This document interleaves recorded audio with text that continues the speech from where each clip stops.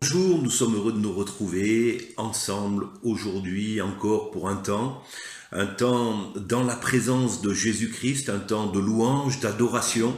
Nous sommes heureux de pouvoir faire monter vers Jésus notre louange, notre adoration et aussi, nous voulons ouvrir nos cœurs pour recevoir, la bonne semence. Ce soir, c'est Gérald Charondière qui, partagera une pensée avec nous. Mais prenons un temps de louange ensemble, chantons à la gloire de Jésus-Christ. Bonjour à tous. Voilà, je suis heureux d'être avec vous ce soir pour louer le Seigneur et reprendre un chant qui est plein de reconnaissance. Merci Jésus pour tout ce que tu as fait pour moi. Alléluia. Ta grâce, ta se déverse sur moi. Source de vie, amour de Christ. Jaillit en moi. Merci Jésus, tu me libères. Christ mon sauveur, tu m'as sauvé.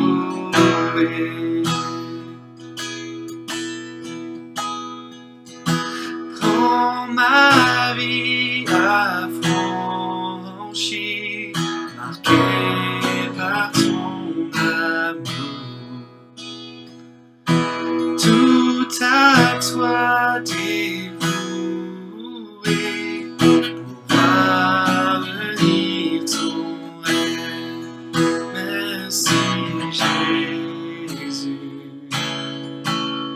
tu me libères. Christ mon sauveur, tu m'as sauvé. Oh merci Jésus, merci Jésus, tu me libères. Christ mon sauveur, tu m'as sauvé. Bonjour à tous, bienvenue sur cette capsule témoignage. Je voudrais laisser la place à notre frère Marc Wajmans qui va nous partager une expérience qu'il a faite avec le Seigneur, qui a impacté sa vie personnelle, sa vie professionnelle. Voilà, je te laisse la place Marc, à toi. Bonjour chers frères et sœurs. On m'a demandé de vous rendre un témoignage. Je pensais qu'il serait intéressant, de parler de mon expérience du travail. Il y a 2 ans environ, j'étais dans une situation où j'avais besoin que le Seigneur me montre parce que j'étais en fin de CDD. J'avais 58 ans passés. Je me demandais s'il fallait, parce qu'on me proposait un CDI, rester dans cette situation ou aller ailleurs. Et j'avais plus la paix de partir que de rester. Ce qui fait qu'à 58 ans et demi, j'ai dit je ne veux pas de CDI. Ça a été clair, ça a été net, je ne savais pas où j'allais. Mais pendant le préavis de fin de contrat, une semaine après, j'ai un client qui est venu un vendredi matin. J'ai fait venir même plus tôt pour chercher un article que je vais préparer. Et comme le secrétaire n'était pas là, je faisais le secrétariat et je faisais le travail dans l'atelier. Quand le client est arrivé, j'étais derrière le bureau, j'avais préparé la facture. Le client a discuté avec moi et m'a dit qu'il cherchait un chef d'atelier. Je lui ai dit, il n'y a pas de problème, dans une semaine, j'ai fini tout contrat avec cette entreprise, je finis vendredi midi, je viens à 14 h chez vous, je visite l'entreprise et on en discute. Et bien depuis, je suis en CDI dans l'entreprise de cette personne, comme chef d'atelier. Tout marche impeccable, le Seigneur a pleinement béni, ce qui fait que le Seigneur a pleinement béni. J'ai appris par la suite, tout simplement, qu'il y a 2 mois, l'usine où j'avais refusé mon CDI a fermé, a été liquidée. Et il y a 4 mois, j'ai mon patron qui m'a dit « Je te remercie bien parce que si tu n'étais pas arrivé, je n'aurais pas eu la force, j'aurais fermé l'entreprise. Donc tout marche bien, le patron m'a dit, je suis tellement content de toi, je ferai tout pour te garder jusqu'à la retraite. Et là où la main de Dieu a été très puissante, c'est que je suis, depuis 6 ans, curateur de mon fils. C'est Thomas, qui est un fils adopté, avec plein de problèmes. Je gère ça au quotidien. C'est moi qui suis en relation avec tout l'entourage, que ce soit le patron, son patron au téléphone, tout l'entourage. Donc ça, il me fallait aussi le gérer en même temps que mon travail. Eh bien, mon nouveau patron a un fils adopté qui s'appelle Thomas, qui a autant de problèmes que le mien, et qui m'a dit, eh bien, je suis bien content, vous avez fait quelque chose que je n'ai pas osé faire, et que je n'ai pas pu faire, c'est de mettre mon enfant sous curatelle. Moi, ça m'a coûté énormément d'argent, et il y a toujours des problèmes. Ce qui fait qu'il m'a autorisé, pendant les heures de boulot, d'avoir toujours mon téléphone sur moi pour gérer Thomas. Et qu'il ne me dit rien, même le téléphone peut sonner devant son nez et je peux avoir géré le quotidien de mon fils.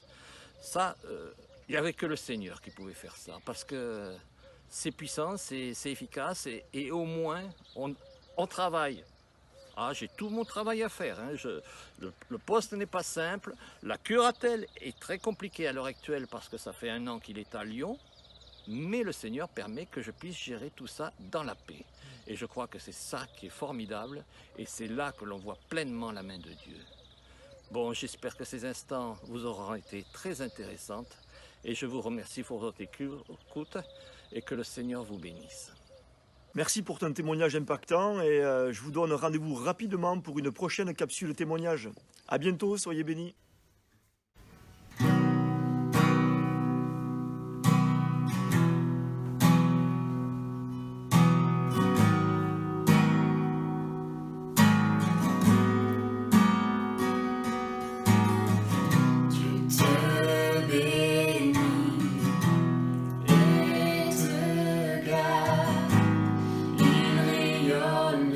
Sur toi, il t'accorde sa grâce.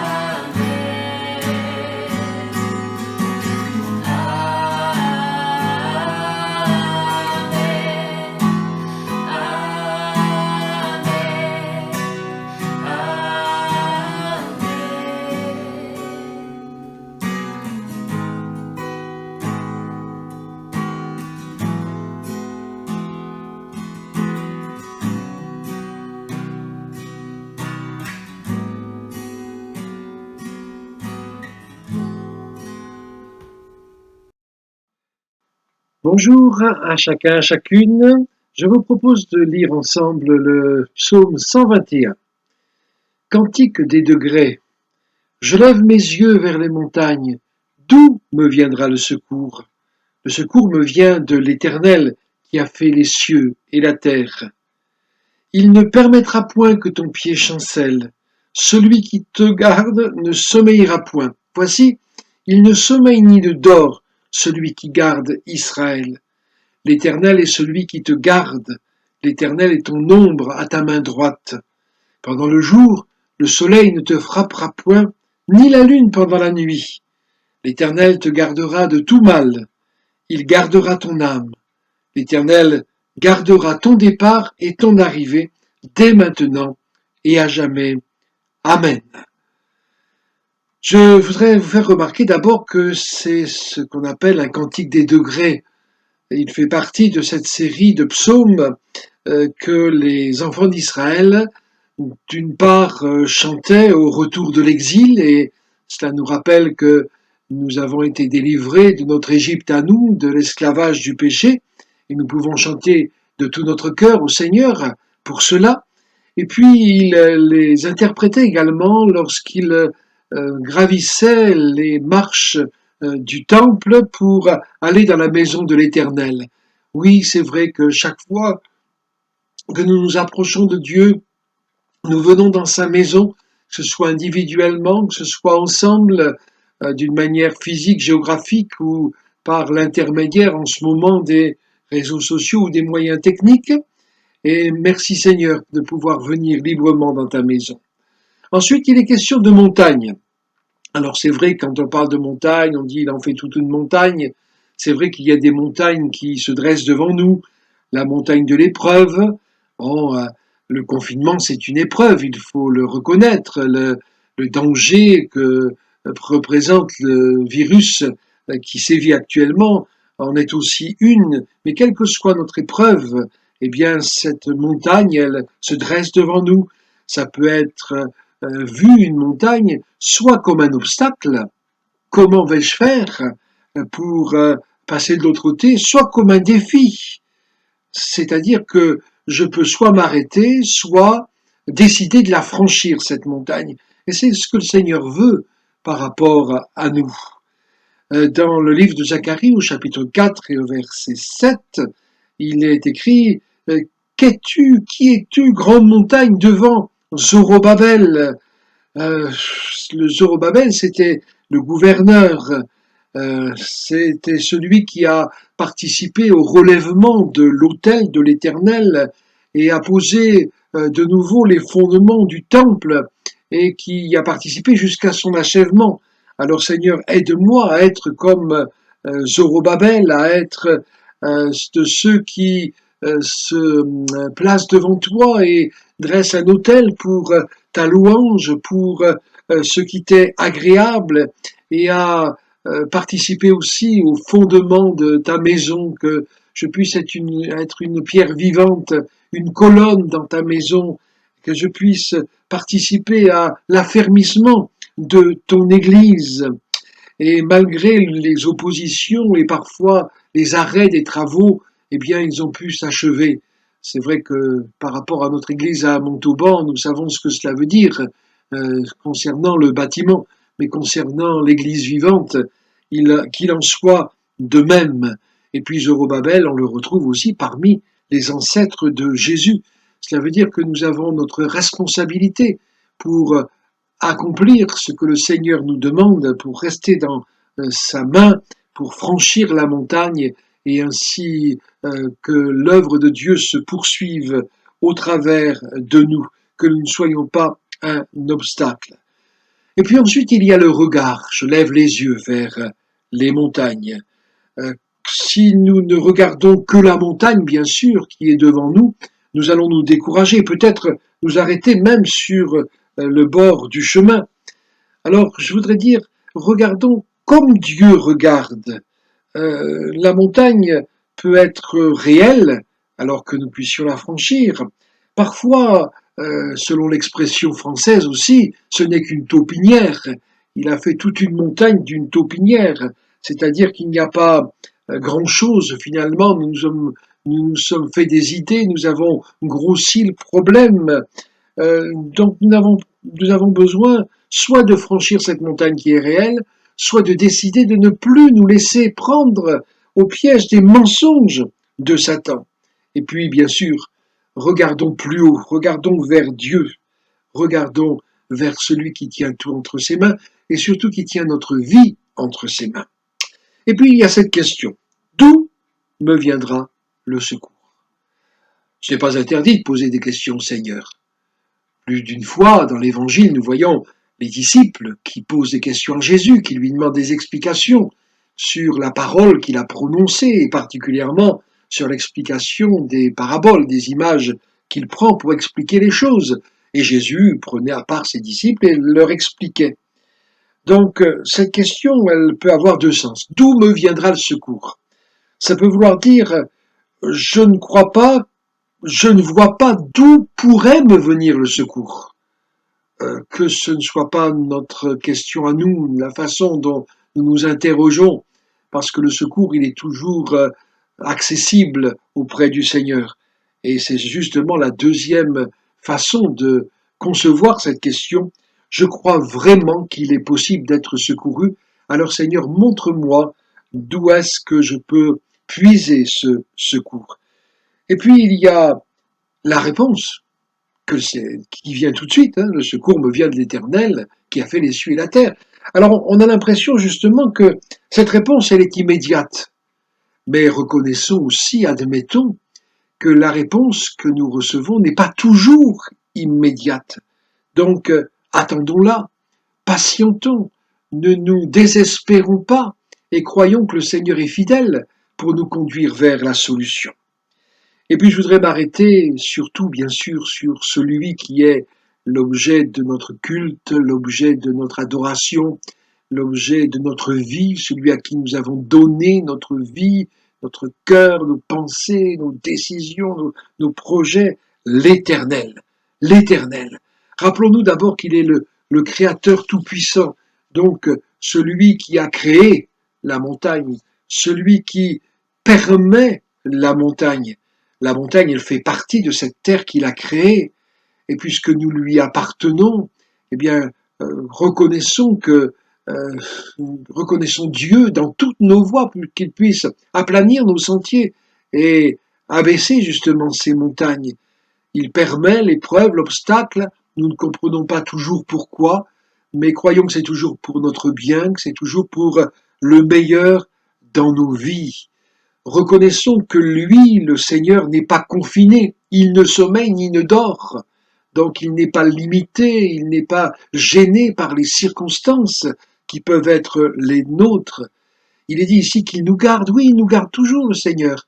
Même lorsque nous devons passer par la mort, il nous garde, puisque c'est le meilleur d'être avec lui.